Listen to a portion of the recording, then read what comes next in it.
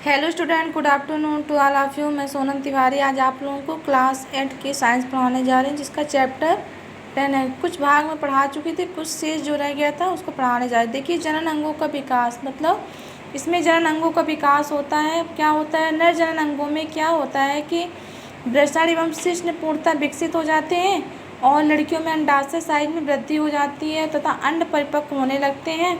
अंडाशय से अंडाणु का निर्मोचन भी प्रारंभ हो जाता है। ठीक है, अब देखिए क्या है, मानसिक, बौद्धिक एवं संवेदनात्मक परिपक्वता। इसमें क्या है, इसमें क्या होता है कि बुद्धि का विकास होता है और सोचने विचारने में काफ़ी समय लेते हैं। ठीक है ना, जो किशोरावस्था में बच्चे रहते हैं वो क्या होते हैं कि बुद्धि का इसमें विकास होता है और सोचने विचारने में काफ़ी समय लेते हैं। किसी व्यक्ति के जीवन में यह वह समय है जब उसके मस्तिष्क की सीखने की क्षमता सर्वाधिक होती है। ठीक है ना, और जो ये परिवर्तन है ये प्राकृतिक है। ठीक है, जो शारीरिक वृद्धि के कारण उत्पन्न हो जाती है। अब देखिए गौण लैंगिक लक्षण, इसमें क्या होता है, वियुग्मक अर्थात शुक्राणु एवं अंडाणु उत्पन्न करते हैं। युवावस्था में लड़कियों में स्तनों का विकास होने लगता है तथा लड़कों के चेहरे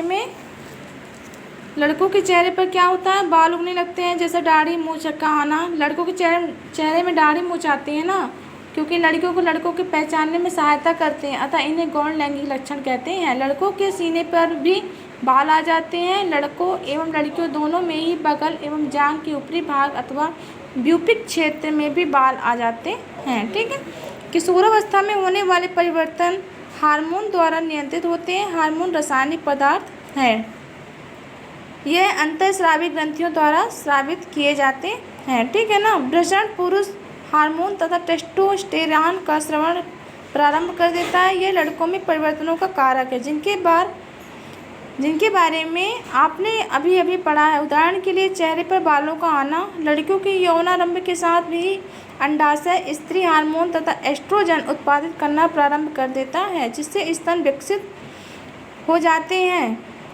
इन हार्मोनों के उत्पादन का नियंत्रण एक अन्य हार्मोन द्वारा किया जाता है, जो पीयूष ग्रंथि अथवा पिट्यूटरी ग्रंथि द्वारा स्रावित किया जाता है। अब देखिए जन्म प्रकार प्रारंभ करने में हार्मोन की भूमिका। अंतःस्रावी ग्रंथियां हार्मोन रुधिर प्रवाह में स्रावित करती है, जिससे वह शरीर के विशिष्ट भाग अथवा लक्ष्य स्थल तक पहुंच सके। लक्ष्य स्थल हार्मोन के प्रति अनुक्रिया करता। हमारे शरीर में अनेक अंतःस्रावी ग्रंथियां वृषण एवं अंडाशय लैंगिक हार्मोन स्रावित करते। यह हार्मोन गौण लैंगिक लक्षणों के लिए उत्तरदायी है। लैंगिक हार्मोन भी पीयूष ग्रंथि द्वारा स्रावित हार्मोन के नियंत्रण में है।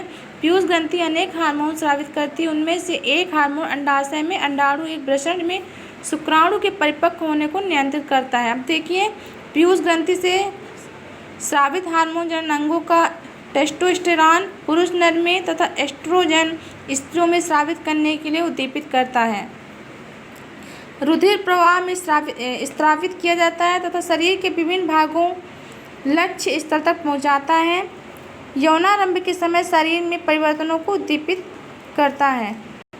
अब देखिए, मानव में जनन काल की अवधि, जब किशोरों के वृषण तथा अंडाशय युग्मक उत्पादित करने लगते हैं, तब ये जनन के योग्य हो जाते हैं। युग्मक की परिपक्वता एवं उत्पादन की क्षमता पुरुषों में स्त्रियों की अपेक्षा अधिक अवधि तक रहती है। स्त्रियों में जनन अवस्था का प्रारंभ होना 10 से 12 वर्ष की आयु से हो जाता है तथा सामान्यतः 45 से 50 वर्ष की आयु तक चलता रहता है। यौनारंभ पर अंडाणु परिपक्व होने लगते हैं। अंडाशयों में एक अंडाणु परिपक्व होता है तथा लगभग 28 दिनों से 30 दिनों के अंतराल पर ही किसी एक अंडाशय द्वारा निर्मोचित होता है। ठीक है ना, इस अवधि में गर्भाशय की दीवार मोटी हो जाती है, जिससे वह अंडाणु के निषेचन के पश्चात युग्मनज को ग्रहण कर सके, जिसके फलस्वरूप गर्भधारण होता है। यदि अंडाणु का निषेचन नहीं हो पाता, तब उस स्थिति में अंडाणु तथा गर्भाशय का मोटा स्तर उसकी रुधिर वाहिकाओं सहित विस्तारित हो जाता है। इसमें स्त्रियों में रक्तस्राव होता है, जिसे ऋतुस्राव अथवा रजोधर्म कहते हैं। ऋतुस्राव लगभग 28 से 30 दिन में एक बार होता है। पहला ऋतुस्राव यौनारंभ में होता है, जिसे रजोदर्शन कहते हैं। लगभग 45 से 50 वर्ष की आयु में ऋतुस्राव होना रुक जाता है। ठीक है ना, इस ऋतुस्राव के रुक जाने को रजोनिवृत्ति कहते हैं। प्रारंभ में ऋतुस्राव चक्र अनियमित हो सकता है तथा उसके नियमित होने में कुछ समय लग सकता है। अब देखिए संतति का लिंग निर्धारण किस प्रकार होता है। लड़का अथवा लड़की। निषेचित अंडाणु अथवा युग्मनज में जन्म लेने वाले शिशु के लिंग निर्धारण का संदेश होता है। यह संदेश निषेचित अंडाणु में धागे सी संरचना अथवा गुणसूत्रों में निहित होता है। अध्याय 8 का स्मरण कीजिए कि गुणसूत्र प्रत्येक कोशिका के केंद्रक में उपस्थित होते हैं। सभी मनुष्यों की कोशिकाओं में केंद्रक में 23 जोड़े गुणसूत्र पाए जाते हैं। मतलब सभी मनुष्य के कोशिकाओं के केंद्रक में कितने जोड़े? 23 जोड़े गुणसूत्र पाए जाते हैं। इनमें से 2 गुणसूत्र एक जोड़ी लिंग सूत्र है जिन्हें X एवं Y कहते हैं। स्त्री में 2 X गुणसूत्र होते हैं जबकि पुरुष में 1 X तथा 1 Y गुणसूत्र होते हैं। स्त्री में क्या होता है? 2 X गुणसूत्र होते हैं, ठीक है ना।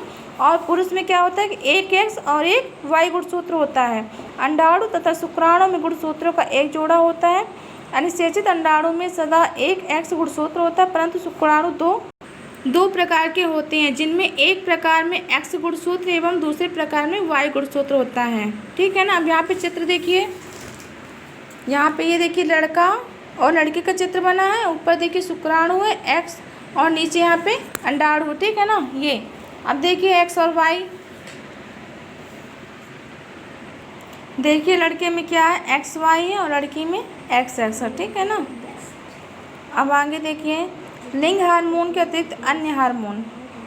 देखिए शारीरिक व्यायाम, ताज़ी हवा में टहलना एवं खेलना शरीर को चुस्त एवं स्वस्थ रखता है। सभी युवा किशोर लड़के एवं लड़कियों को टहलना, व्यायाम करना एवं बाहर खेलना चाहिए, ठीक है ना। अब देखिए नशीली दवाओं, ड्रग्स का निषेध करें।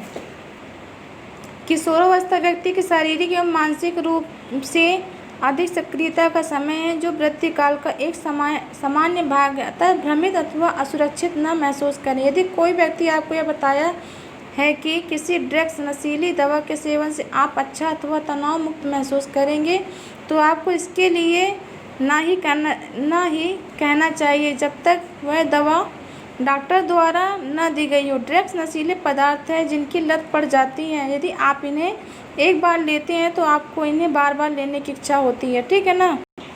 आपने एड्स के विषय में तो अवश्य सुना होता है, जो HIV नामक खतरनाक विषाणु वायरस द्वारा होता है। यह वायरस एक पीड़ित व्यक्ति से स्वस्थ व्यक्ति में ड्रग के लिए इस्तेमाल की जाने वाली सिरिंज